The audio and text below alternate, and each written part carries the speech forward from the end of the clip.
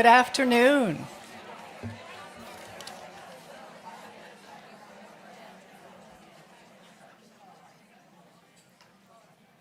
Good afternoon. I am Melanie White, President of the Women's Club. Welcome members of the auditorium, and welcome to our members viewing online. We appreciate your attendance. It's really good to see you here today. Following today's program, please join us in the Halsey Hall to meet Heath Hardage Lee. There are so many people in this audience that have a personal connection with her.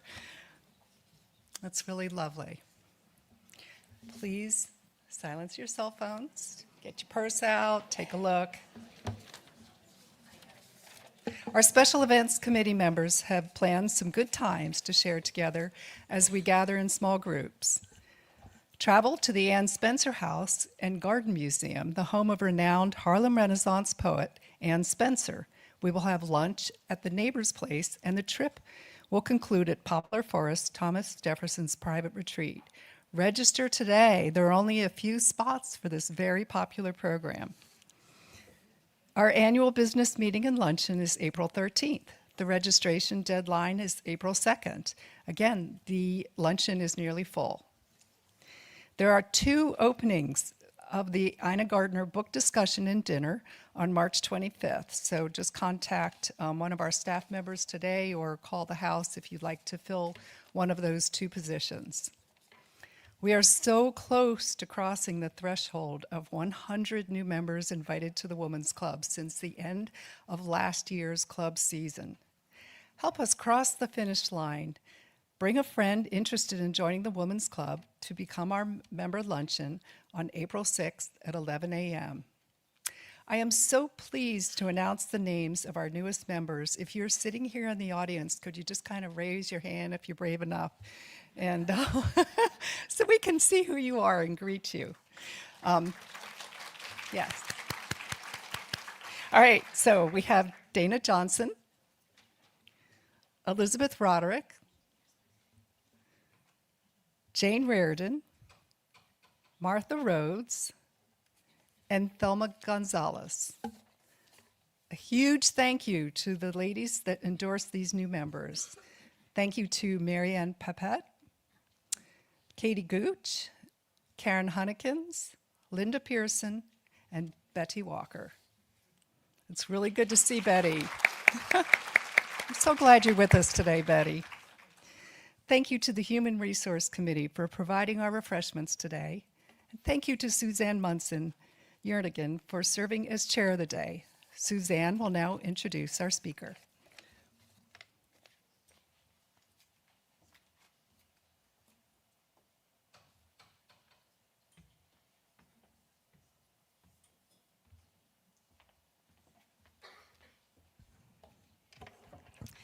Well, as many of you know, our speaker today, Heath Hardage Lee, is a homegrown Richmond star, an award-winning author who's made a successful career writing about strong women. And her books feature resilient women, all with different leadership qualities. Leaders who made a difference in their time. And their stories take us from the Civil War to the Vietnam War, and finally to the White House. All this makes her a most appropriate speaker for March, which is Women's History Month. I first met Heath at a writer's retreat in Bath County, Nimrod Hall, about 10 years ago. And all of us who were there were working on a book of one kind or another. She had recently completed her biography of the daughter of Confederate President Jefferson Davis, which won the Colonial Dames of America Annual Book Award.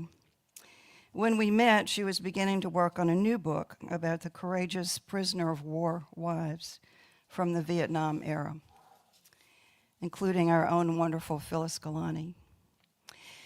This book, The League of Wives, the Untold Story of the Women Who Took on the U.S. government to bring their husbands home from Vietnam, won the Daughters of the American Revolution, DAR, Women in American History Award.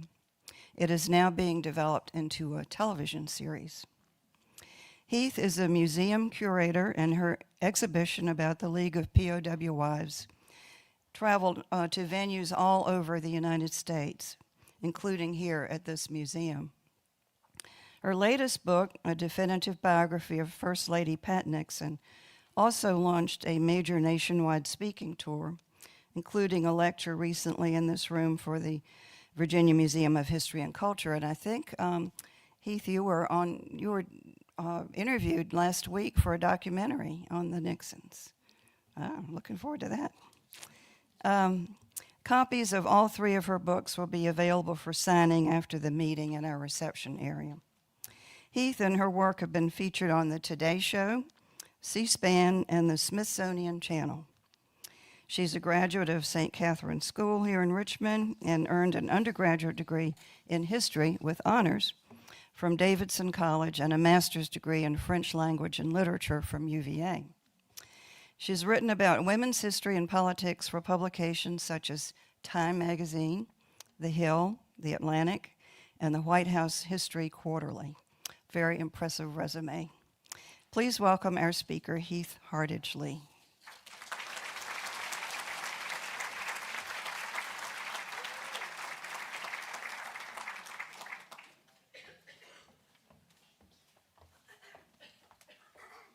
Oh gosh, what a great introduction. I don't know who that is you were talking about. Wow. So you did not mention my French Bulldog Dolly Parton, my writing muse and writing companion, but I'll add that in now. Suzanne, also such a talented writer. We connected immediately. She's a little subversive too, which I like. I like that in all the women I write about or hang out with. So thank you for that. And I also want to point out what Suzanne said about Women's History Month. March is Women's History Month. Yesterday was International Women's Day. So I think you'll find our topic today is a good fit for that. Oops, I think we went to the end first. We don't want to do that. So I'm going to start with my first book, and today you're going to get an overview, a short overview of all my work with some connecting themes. But to go back in time to my very first book called Winnie Davis, Daughter of the Lost Cause. If you don't know about it, this is the craziest Civil War story you've probably never heard of. It is so crazy that it has to be nonfiction. It just is unbelievable. It's kind of like a real life Gone with the Wind. So you see Winnie Davis here. She was the daughter of Jefferson Davis and his second wife, Verena Davis. And I came upon Winnie actually through my mother, Ann Hardage, who many of you all knew and loved. She used to play bridge under Winnie's portrait at a club in town. And I remember my dad telling me, please go get your mother. She's still in there playing bridge. Would you please go in and get her? So I went in one time to extract her from the bridge club and saw this portrait of this woman that you see up here, and she just struck me because she was so enigmatic looking, and I always like a good mystery.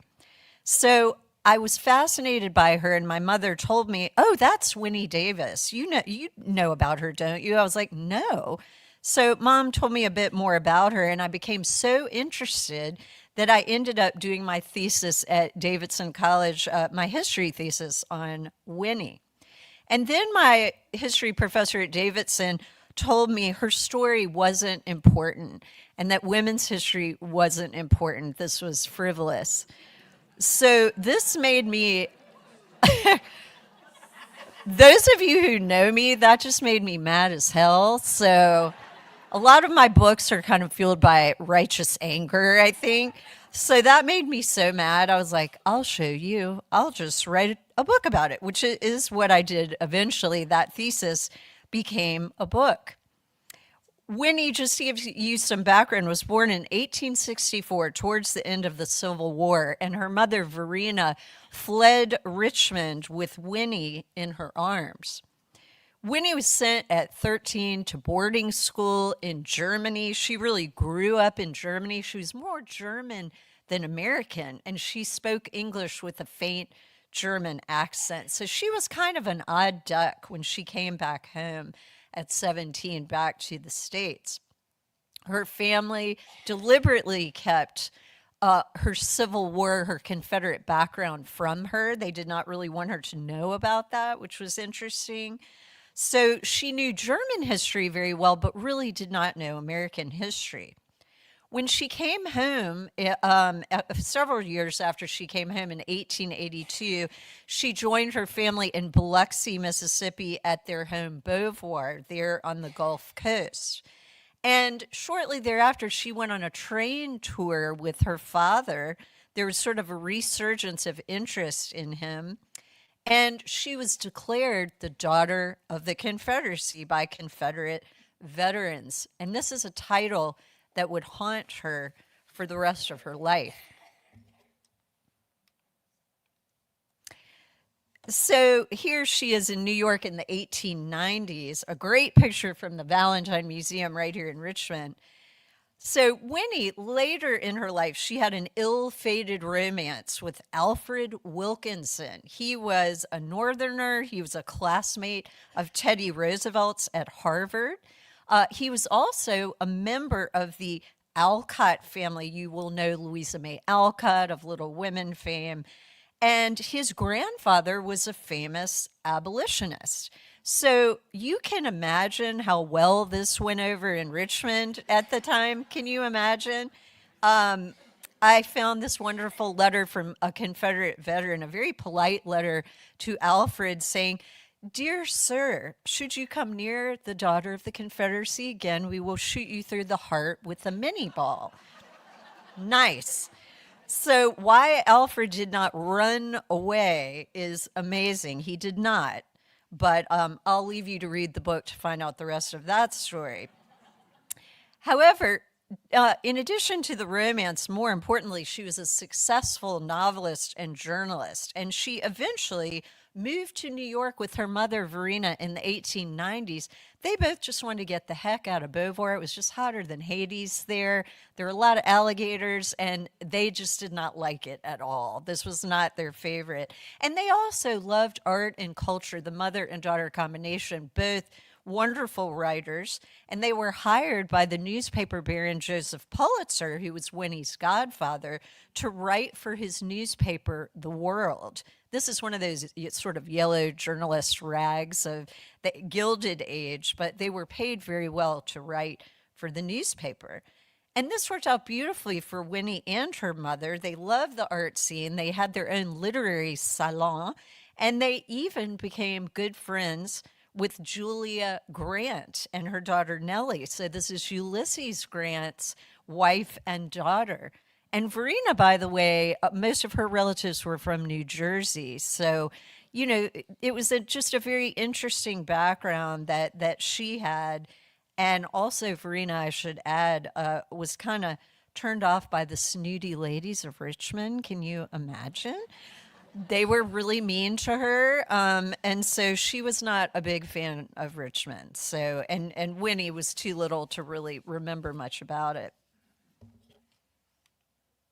Now, moving through her story a little more quickly, Winnie loved bicycling. She loved cycling. This was sort of a craze in the 1890s, which of course continues on throughout the decades and continues today for many of us.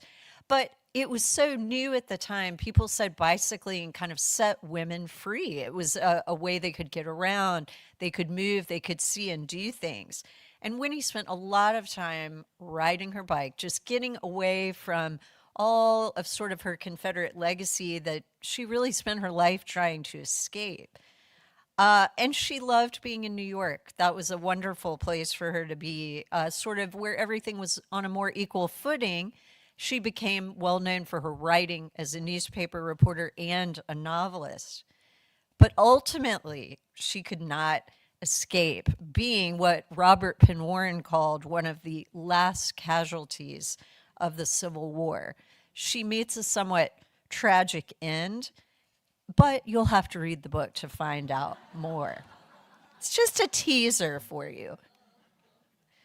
So one book, in my case, I've been very lucky that one book has led to the next book. I've been very lucky. They've sort of dropped in my lap a lot of the time, serendipitous.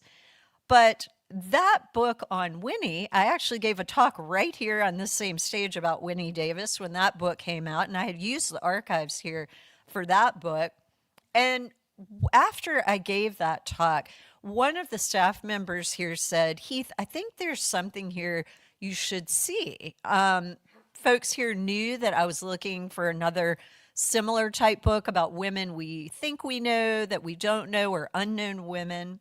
So I went and spent a couple of hours in the archive, maybe a month later, here at the Virginia Museum of History and Culture, and I discovered a gem just sitting there, just waiting for me to find it. I spent time with Richmonder Phyllis Galanti's papers, and so many of you here today knew Phyllis or know of her.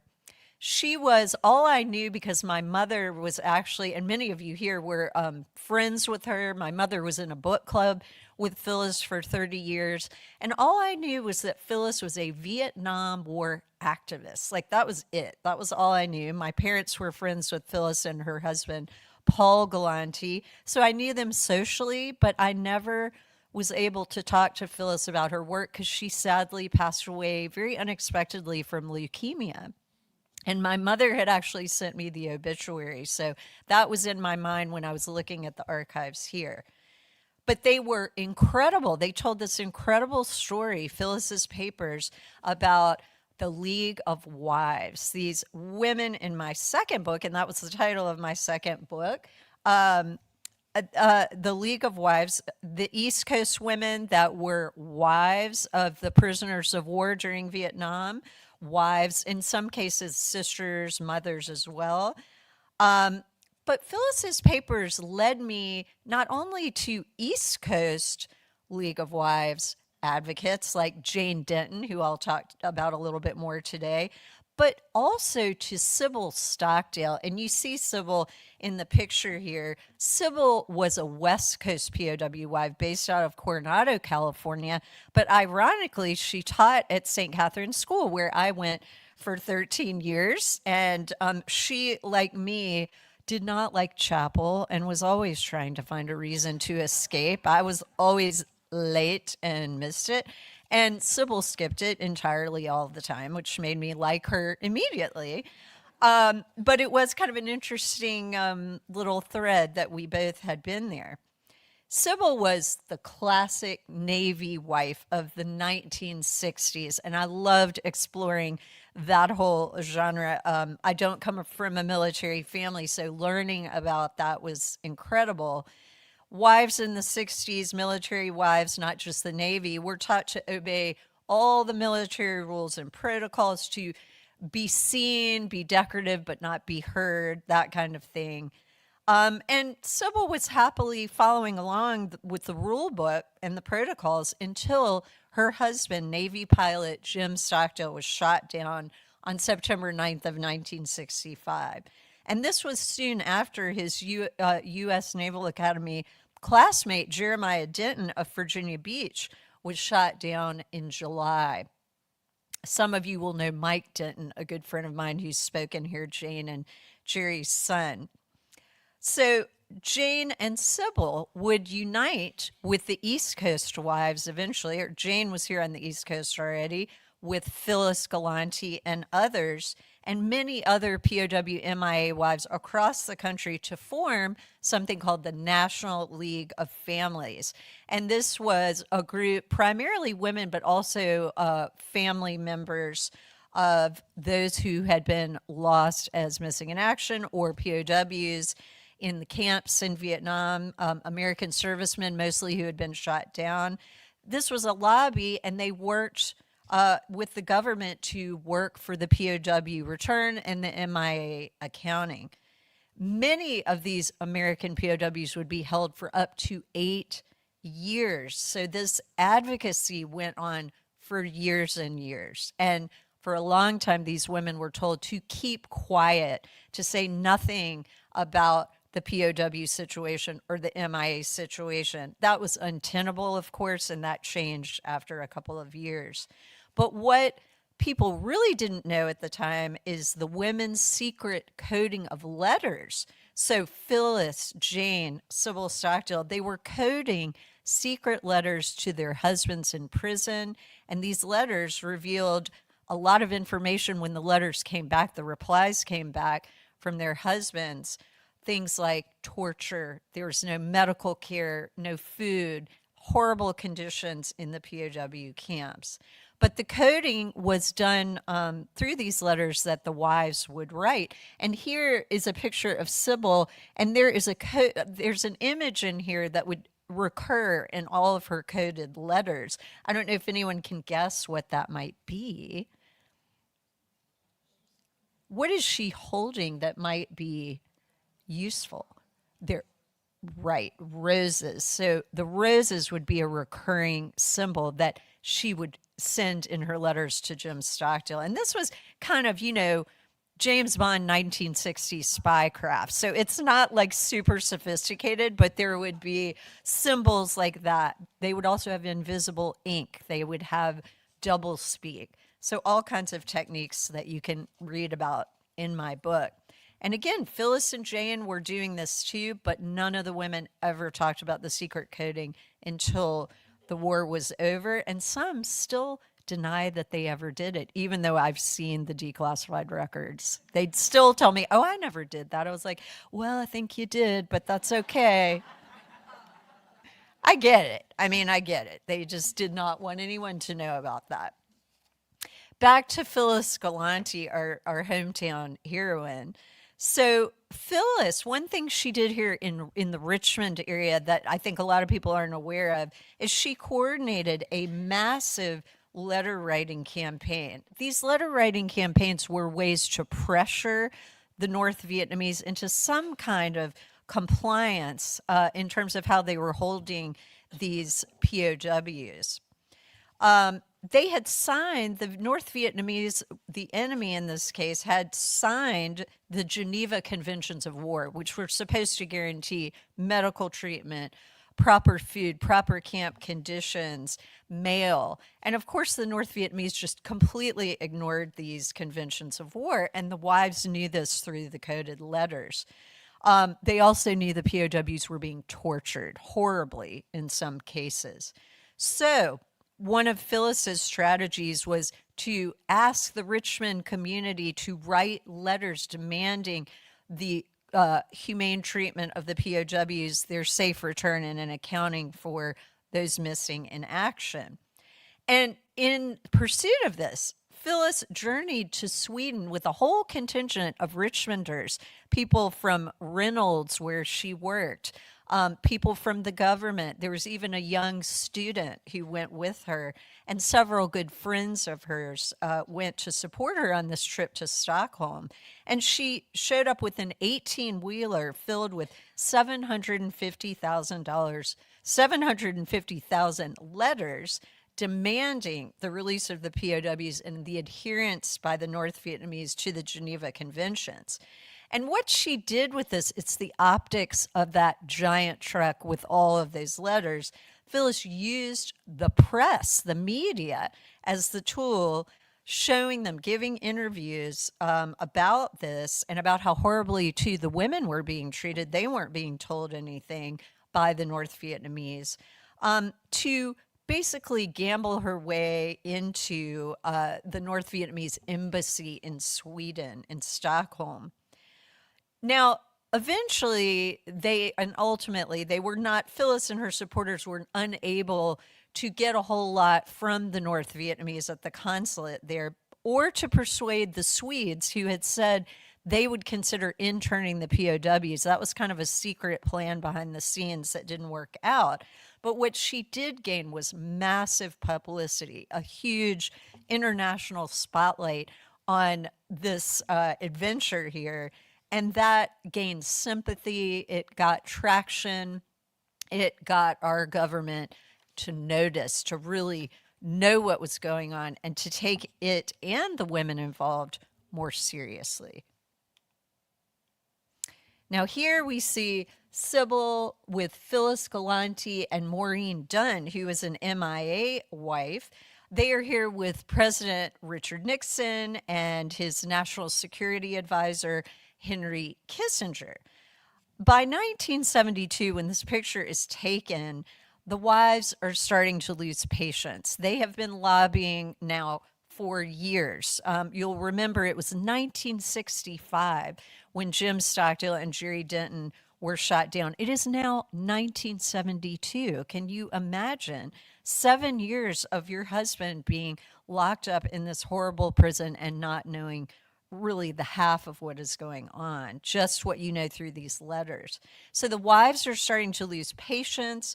They are demanding accountability. And unlike Lyndon Johnson, I write about him a lot in the book, he refused to meet with the wives, not even once. He met Sybil Stockdale one time, shaking her hand early on North Island, but she didn't even get to speak to him, and he would not meet with them. He just considered this a mess. The POWs were a liability. They were going to be collateral damage. However, Richard Nixon, for a number of reasons that I talked about in the book, one, because he was in World War II, he was in the Navy, he supported what the League of Wives were doing. They had already gone public in the press about this with no one's permission, so he didn't put them in the spotlight. They put themselves in the spotlight, but he then supports them, gives them a bigger spotlight, listens. He and Kissinger meet with them on a bi-monthly basis. They give them press, they give them resources. So the women were never puppets of the administration. They were pulling the strings with the administration because Nixon knew this was the silent majority. These were the women who would vote for him, and he was sympathetic, having been a veteran of World War II. So this meeting, what came out of this particular meeting is they worked here to ensure that the POWs would be repatriated, they would be returned, and that the MIAs would be accounted for. You may not be aware, and I was not aware before I did this book, it is not always a precondition of war that prisoners be returned and missing be accounted for. That is not always there. And what the women did that is very historic, among other things, is that they made sure in the Paris Peace Agreement that ended the war that was there. That was critical, and they fought very hard for that. Peace was not declared until January 27th of 1973, but you better believe that addendum was in the final agreement. Now, I am here with Andrew Rander, who is still a dear friend. I'm actually having lunch with her Thursday in Washington. She's a very important member of the National League of Families and the League of Wives, so I'll talk about that more in just a second. But in the end, after the end of the war was declared with the Paris Peace Treaty, a total of 591 prisoners of war returned home from Vietnam. And this was really thanks to the efforts of Sybil, Jane, Phyllis, and all the women in the League of Wives and the National League of Families. Without the wives' efforts, Senator John McCain, who I interviewed a number of times for this book, Senator McCain, if you don't know, was also a longtime Vietnam prisoner of war, and he was told he could go home early because his father was a very, very important commander in the region at the time, and he said, no, I'm not going home until the rest of my men go home with me, and that took some serious willpower and courage to do.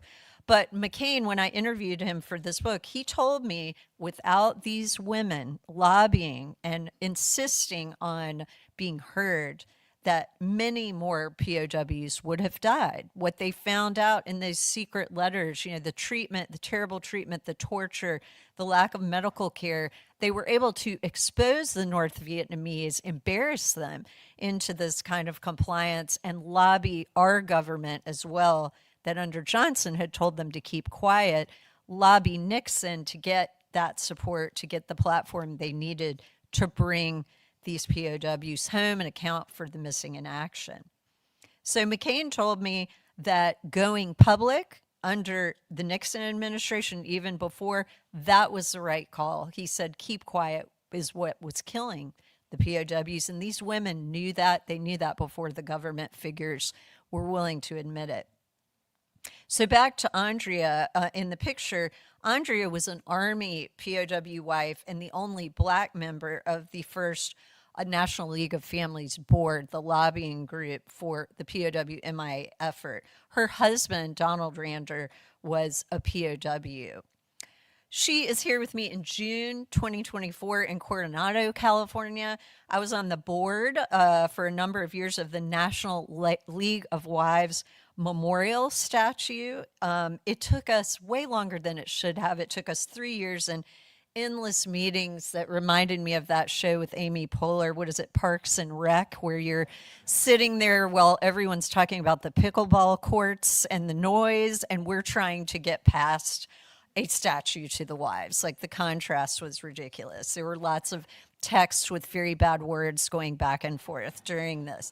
But we got this done. We raised, I believe it was about $700,000 finally to get a statue dedicated to the League of Wives in Coronado at the military park there. It is the first monument to military wives in this country, which kind of makes me mad because we should have a bunch of these. Why is this the only one?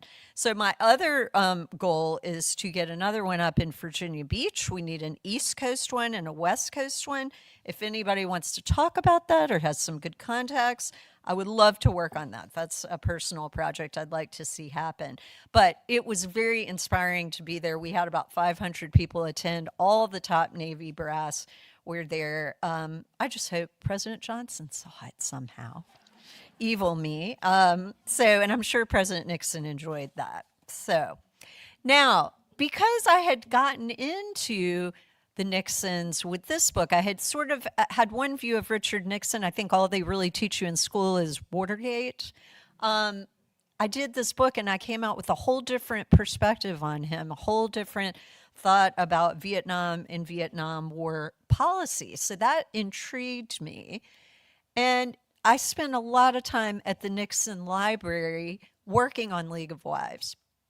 While I was there, I kept coming across pictures of Pat Nixon, the First Lady, Richard Nixon's wife, who I really, kind of like Phyllis Galanti, did not know and sadly knew just next to nothing about.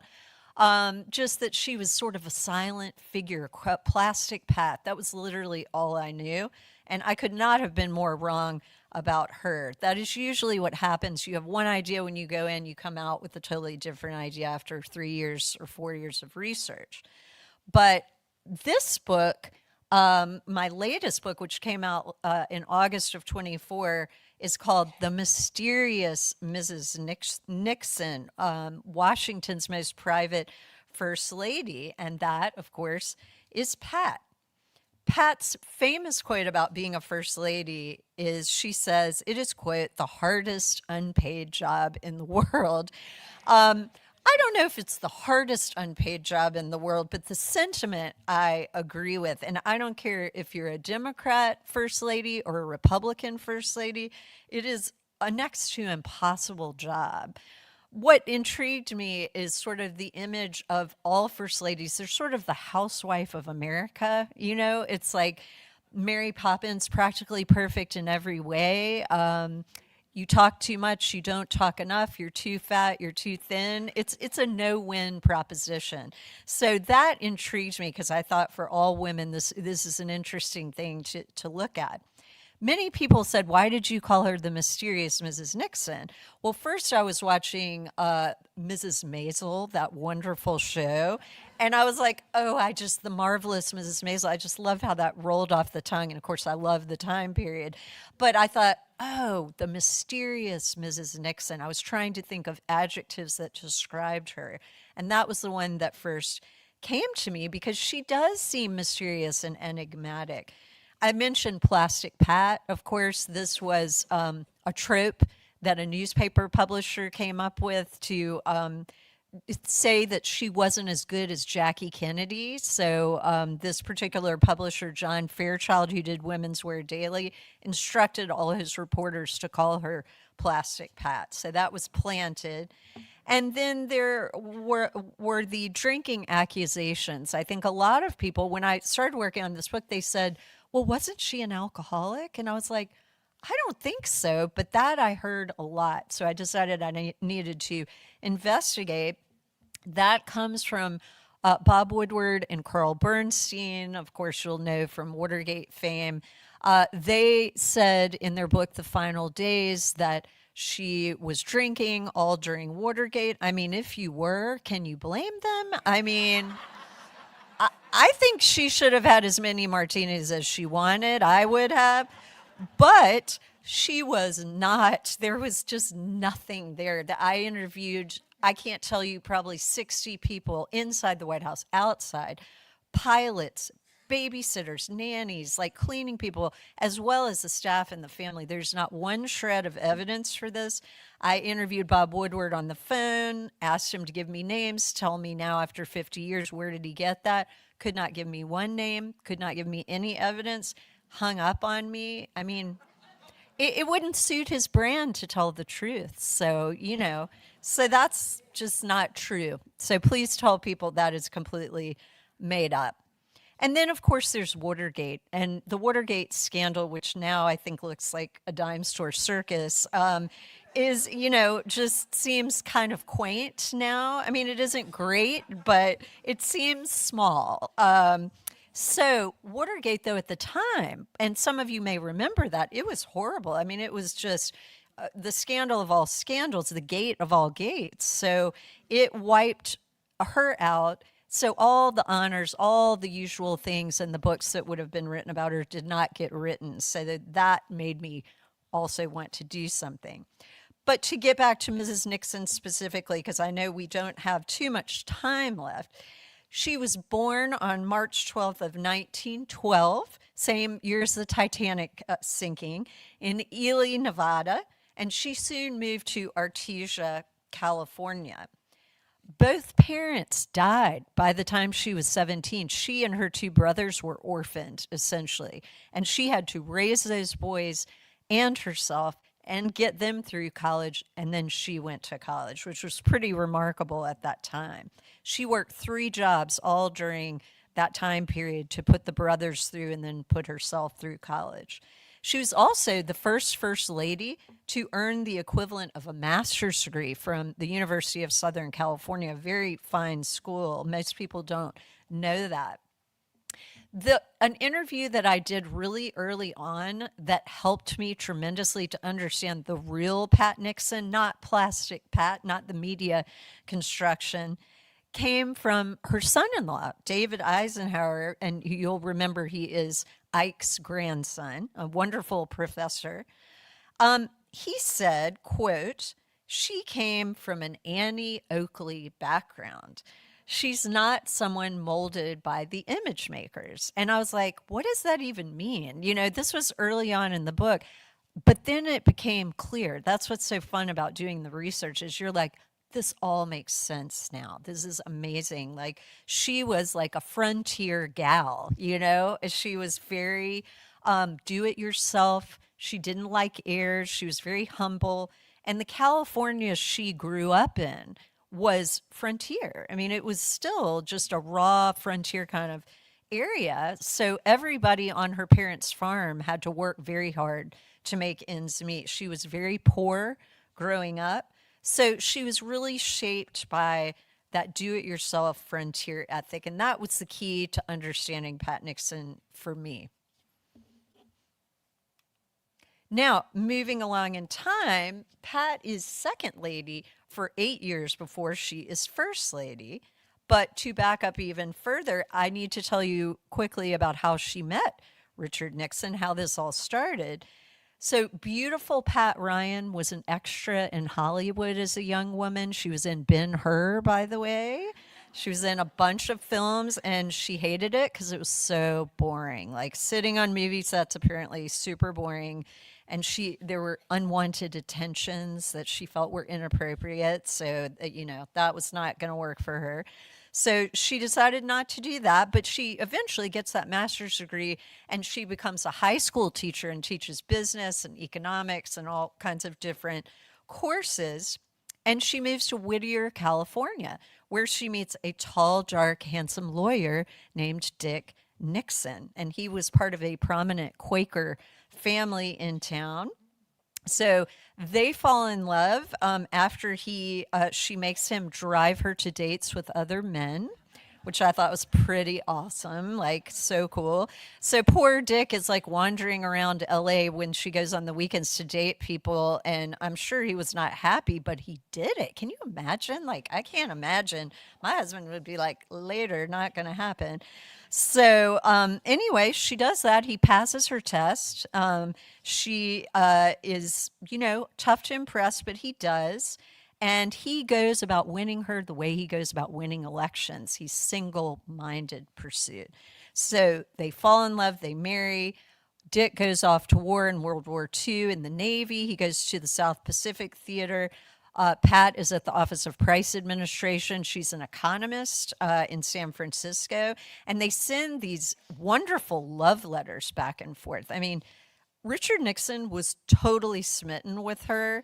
And she's real easy breezy, like, hi ho, come by and I'll burn you a hamburger. She's like those 40s movies you see. She's just fantastic that way. And he's like the smitten, lovelorn suitor, which is hard to reconcile again with the media images, but the letters really prove it. Thus, again, archives are the gold. They are what shows you the real people. So Dick has a meteoric rise in politics after they're married in 1940. In 1946, he wins a seat in the House of Representatives. 1950, he wins the Senate race. 52, now we come to the picture where he is going to serve as Eisenhower's VP for both of Eisenhower's terms as president, and Pat is first lady. Now, I have to quickly mention Mamie versus Pat, old school First Lady versus modern First Lady Pat. So Mamie, and forgive me if you've heard my Mamie jokes before, I have a whole slew of Mamie jokes. So Mamie thought if she stayed in bed for like 18 hours a day, she would not get wrinkles. So she slept until noon and she wrapped herself up in all this stuff. And then she maybe would have a meeting with the staff, but they all were forced every time they had to watch As the World Turns with her, or she would not have a staff meeting. So imagine. And she went to the Oval Office, I think, 2 times. So now, Mamie, though, on the other side, military wife, the White House was run with precision. It was, sparkling clean. She did a great job with all the state dinners, but she wasn't what we would know today as a working first lady. That was just not part of the deal, with the exception of Eleanor Roosevelt, who that was a self-imposed thing.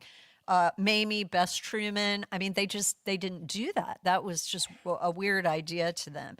But when Pat comes in, it's a whole different ballgame. And Pat is a very modern first lady. And as I argue in the book, she is Lady Bird too, but Lady Bird and Pat are the beginnings of modern first lady isms and the way that we think of first ladies today. But before she does that, Eisenhower sees her talent and he tells Dick, his VP, to take Pat all over the globe on his diplomatic trips. And she is a huge diplomatic asset for the Eisenhower administration. Now, finally, after many twists, turns, ups and downs and obstacles, including a lost run for the presidency in 1960, this is when Richard Nixon runs against John F. Kennedy. He loses, and Dick makes a spectacular comeback in 1968 and finally wins the presidency. Now, deep background, Pat would have liked to have left political life after the 60 election. That was crushing to her. If you look at the newsreels, she is crying, and though she's so upset, she put her heart and soul into it. And by the way, she always maintained that was That's the real stolen election, is the 1961. There is a lot of evidence. Of course, Kennedy's father, Joe Kennedy, had really stuffed the ballot box. Chicago, there's still some questions. I don't know. I don't take sides in my books, but Pat felt the Kennedys had stolen the election. She may have been right. But as she would always do, she continued to support her husband 100% when he came to her and wanted to run for governor of California, and then wanted to run for president. So he wins. She's a little reluctant, takes her a little bit to really fully step into the role. But one of the seminal things that gets her really fired up about being First Lady is the Great Peruvian Earthquake in May of 1970. And this is a horrible occasion, not something Pat or anyone else would ever have wanted to have happen. But this is one of the first global disasters that is televised. So everybody is finally able, with the new television technology, to watch this on television. And it's awful. 70,000 people are killed, 50,000 are injured, 100,000 are left homeless. So Pat sees this and says, I have to go. I have to go help. And her husband knows how capable she is. He sends her as his solo global ambassador. She is the first First Lady to have this role. She brings food, money, medical supplies, and she sets an example of First Ladies as global humanitarian ambassadors. No one had done it officially in that way before. In 1971, she is awarded Peru's highest honor, the Grand Cross of the Order of the Sun. And what's interesting is Peruvians all know who Pat Nixon is because of this. Americans, not so much. If you ask Americans about Peru and what she did, I guarantee you 95% won't know about it. And that included me before I did this book. Now, to our last slide of the day. This is one of my favorite pictures of Pat. I actually wanted this for the book cover. It is Pat at the 1972 GOP convention in August in Miami.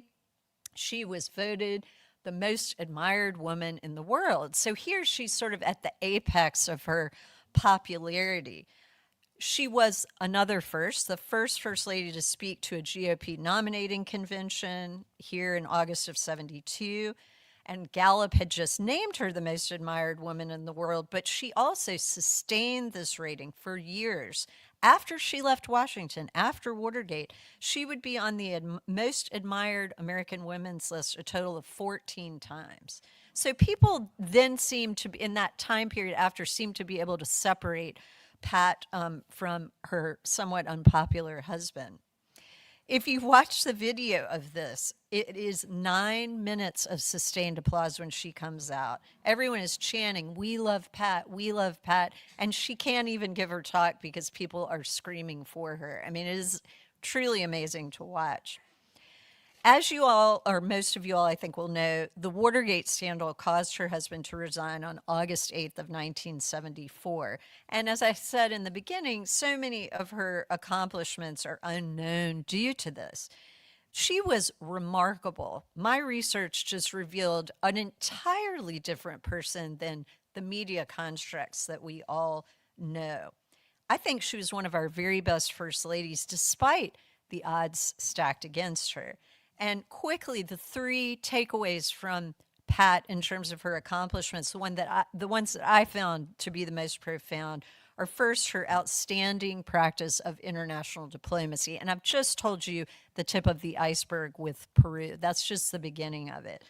Second was her push to get women in higher levels of government, including a very public push to get a woman on the Supreme Court, which her husband did not do, and she was so furious at him. He was very scared of Pat, and so truly he was. He knew he was going to have to tell her.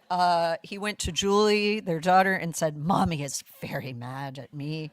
What can I do?" And he called like everybody, John Mitchell, the Attorney General. He's like, "Pat is going to kill me." Pat just smiled and was really mad. She did not get a woman on the Supreme Court. But both she and her husband, one of their top picks that no one knew about till I did this book, there was a outstanding African American woman, Jewel LaFontaine, that I talk about a lot in the book. She was the dream pick, but it was not to be at that time. The last thing to know, among so many other things about Pat, is her renovation and restoration of the White House. Who do we think of when we think about renovation and restoration?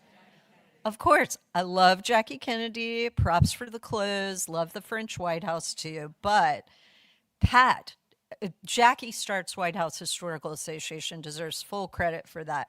But she had a very short first ladyship due to the JFK assassination. Pat picks that ball up and runs with it. Lady Bird can't, because the White House is a shrine to Kennedy for quite a while after. Everyone is Lady Bird is scared to touch it. By the time Pat gets there, it looks like the Motel 6. It's like falling to pieces. I mean, I have funny accounts of like people going around snipping threads off with scissors. I mean, it's threadbare. Think of all the visitors that go through there. So Pat has to do this and doesn't really want to because the feminist contingent is going to jump on her. But she's like, I have to do it. I've got to do this because it looks so bad. So she acquires more art and objects and period items than any other First Lady before or since. Over 600 objects. She redoes the green room, the red room, the blue room, and does it to reflect American craftsmen, American art. It is an American White House. It is not Versailles, as much as we love Versailles. It was a very Frenchified White House under Jackie, and now it's an American White House. It reflects kind of the Williamsburg ethic, and that's what we still have today in large part, and that is thanks to Pat Nixon. So, in summary, I wanted to just wrap up because I know our time is about run out. Sadly, I'm just touching kind of the tip of the iceberg. But in sum, all three of my books have focused on relatively unknown women or women like Pat Nixon that you probably think you know, but you really probably don't know the real person. All of the women in my books have showed their strength in times of chaos or war. And I always like to write against that backdrop because it's sort of a litmus test of character. And I don't have to create drama. It's already there. So it makes my job really easy. So I've written about women against the backdrop of the Civil War, the Vietnam War, and Watergate. So when the odds were against these women, the fighting spirit of all of them really shone through, and that's what attracted me to them. So that is 3 books in 45 minutes. Hopefully I haven't bored you too much, and I would love to take questions from the audience.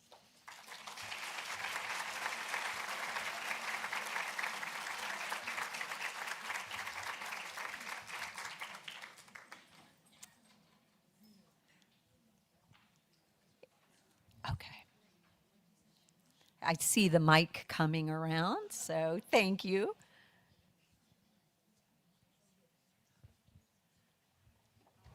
Heath, that was wonderful. What Thank is your next book going to be about? Oh, that's a good question. Well, some of you know I've talked to some of my friends here. I've talked to my friend Sandy Shredway. I've talked to some of the ladies today. I've actually got 2 ideas I'm working on. First, I'm working on something about the formation of the WACs, so the origin of the Women's Army Corps, which I think could be very, very cool. It's a massive story. That one might take some more time, so I'm thinking about that. And then the other one I'm thinking about doing is a micro history. So Jackie Kennedy going to Paris, her 3 days in Paris with her husband. There's some interesting things in there in terms of first ladies. It is the beginning of soft diplomacy, that whole term, soft power, soft diplomacy, which really comes a little bit later, but Jackie kind of shows us that. So I'm kind of working on those 2 stories, and we'll sort of see how it ends up and also see what is saleable. This is a very difficult market because all people are reading is romantasy, which is romance plus elves and unicorns. I don't understand it. I feel like a dinosaur, but it makes no sense to me. So that's what's really selling. So it may take me pitching a couple of ideas. But thank you for asking. I hope something soon. I'm working on it. Yes, Adrian. That was mysterious because you never read about it in the newspaper. Do you think two things? The fact that Pat Nixon wasn't trying to make a reputation for herself, wasn't trying to make herself a star. The other thing is the media was so against Nixon that when she did good things, it didn't get into the newspaper because they were trying to highlight Nixon and not Pat. Right. Thank you, Adrian. Excellent comments. That's exactly right. She won. Pat did not want credit. And also, it's the beginning of the media age where press, first ladies had press secretaries and they were starting to push them to do that. To be fair to like Mamie and Bess, I mean, that was not part of the deal. They were really there just purely, to be the president's support on certain things. But with Pat, now they were beginning to do the press. But Mrs. Nixon, remember the time period she's born in. Like, she didn't want the press. She felt weird about that. Women were taught to like only be in the paper 3 times, birth, death, and getting married, and that was it. So she had a real aversion to the press, and she had been burned throughout her husband's political career. And yes, after Alger Hiss, you can read a lot about that in the book. That is, you'll have to read. But Nixon was sort of persona non grata by the Washington establishment. So she was always kind of fighting that. So you're exactly right. I mean, that's why she still seems mysterious, because she didn't put herself out there for publicity, and furthermore didn't want it, didn't seek it or want that publicity. Other questions? Yeah.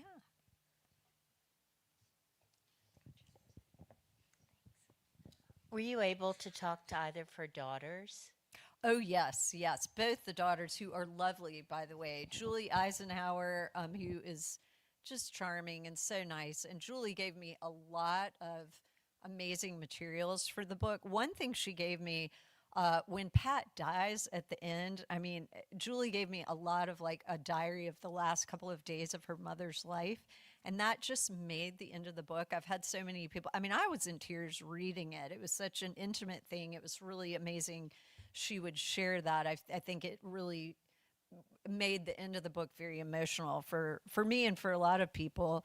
And then Trisha, I'm also in very close contact with, and Trisha is amazing on, she's politically super sharp and very, still very engaged in politics. She also loves clothes and decorating, which I love too. And so I always try to throw gratuitous designers and and then the stuff about the White House, about the decorating of the White House. And then Trisha could tell me things like, I was like, how was your parents' apartment on Fifth Avenue decorated? And she could tell me all that. And little tidbits like she and her dad would feed the dogs under the table all the time, and Pat would get really mad about it. But after Watergate, Pat was letting the dogs just jump up on the couch. She was like, the hell with it. So, I mean, what great stories are those? So yes, the girls were, and I call them the girls. They're 78 and 80, but they will always be the girls to me, and they're wonderful. They were both very, very helpful with the book. Any other questions? Have you sent a copy of your books to the professor who said it would be a waste of time? Oh my God. Well, that's a great idea. He's unfortunately dead. So, but if I can somehow communicate it beyond the grave, I would like to sort of be like, told ya, it's not frivolous. Yeah, I can't. He was a Cold War, that kind of guy. And you're like, why do you have to be that way? But it's weird to think back, like when I'm 56, and when I was at Davidson, what was that, 88 to 92, women's history was still kind of in its infancy, even though it really wasn't. It had been around well before that. But I mean, I was still being told all the time what I was doing was frivolous. It wasn't important. And I had a wonderful advisor who was the women's history professor, the one that we had. And she just kept saying, you just ignore that. You just do what you know is right, and it will all turn out. And that helped. And just also being very mad as a hornet about it, motivated me. I thought, well, I should take this and write a book, and I sold that right away. It was not the first book was not a hard sell at all. So yeah, I hope he knows somehow. Yes, Anne. You give such intimate details from the diaries and other information that just makes the book come alive. How do you build those great relationships with the families? Oh, that's a great question Anne has about building relationships with the families.